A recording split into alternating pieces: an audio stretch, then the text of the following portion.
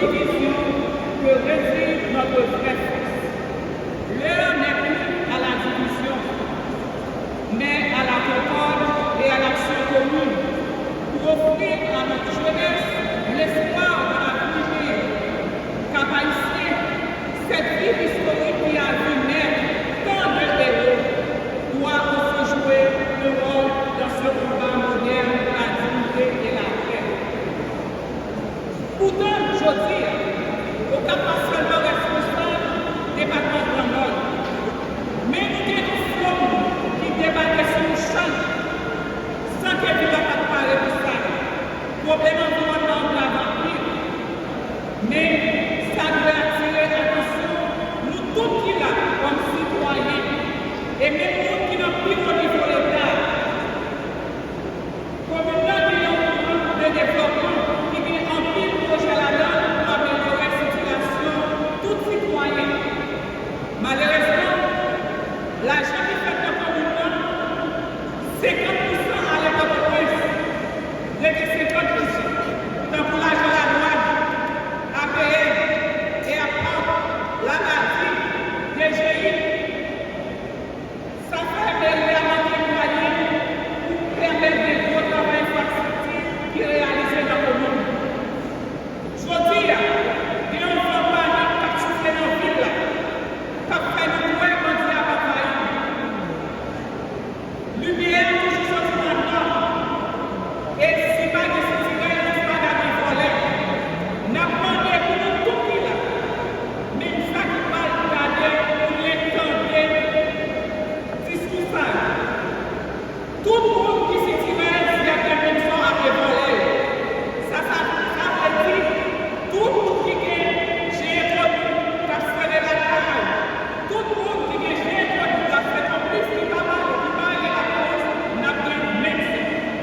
En effet, nous devons prendre en main notre destin, refuser de céder au pessimisme et réaffirmer notre foi dans notre chère Haïti. Nous savons que notre salut dépend avant tout de notre capacité à construire ensemble, à faire face aux défis avec courage et responsabilité.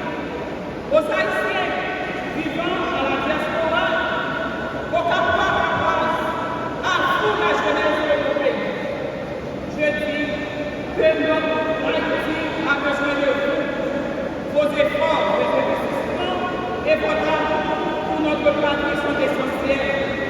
Que faire nous inspire tous à Cap-Haïtien comme ailleurs à œuvrer pour la réconciliation et la paix, à tendre la main vers un avenir où chaque Haïtien peut vivre dans la dignité et la sécurité.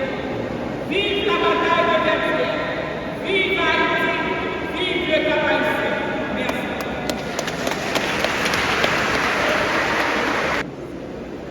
Mesdames, Messieurs, oui, mes besoins aujourd'hui de vous dire pourquoi nous sommes tous ici aujourd'hui rassemblés. Cette date nous rappelle la dernière bataille de Vertières qui nous a conduits à l'indépendance.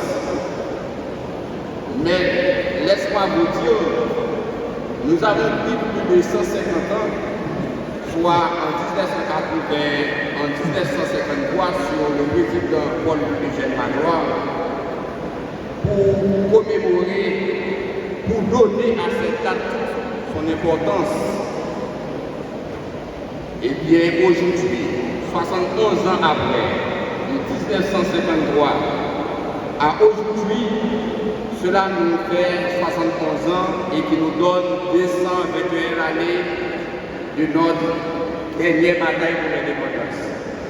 Aujourd'hui, au nom de la délégation départementale du Nord, au nom du Conseil de transition provisoire, de transition, au nom du gouvernement fraîchement installé, je vous transmettre leurs mots de félicitations et leurs mots de remerciement. Merci à vous tous et à vous toutes qui ont fait des sacrifices énormes pour marquer cette date ici à Cap-Haïtien. Je voudrais également rassurer la population du Nord, le Cap en particulier, sur les rumeurs qui circulent à travers les réseaux. Nous profitons pour dire à la population que les autorités départementales, que ce soit les autorités policières, que ce soit les autorités judiciaires et toutes les autorités civiles, nous n'allons pas laisser bois croiser. Nous prendrons toutes les décisions nécessaires pour continuer à pérenniser la tranquillité et la paix dans le département, parce que nous avons toujours dit, et nous disons aujourd'hui encore, nous devons redresser le pays à partir du Nord. Nous devons récamper l'état de ce pays à partir du Nord. Nous terminons en disant, vous,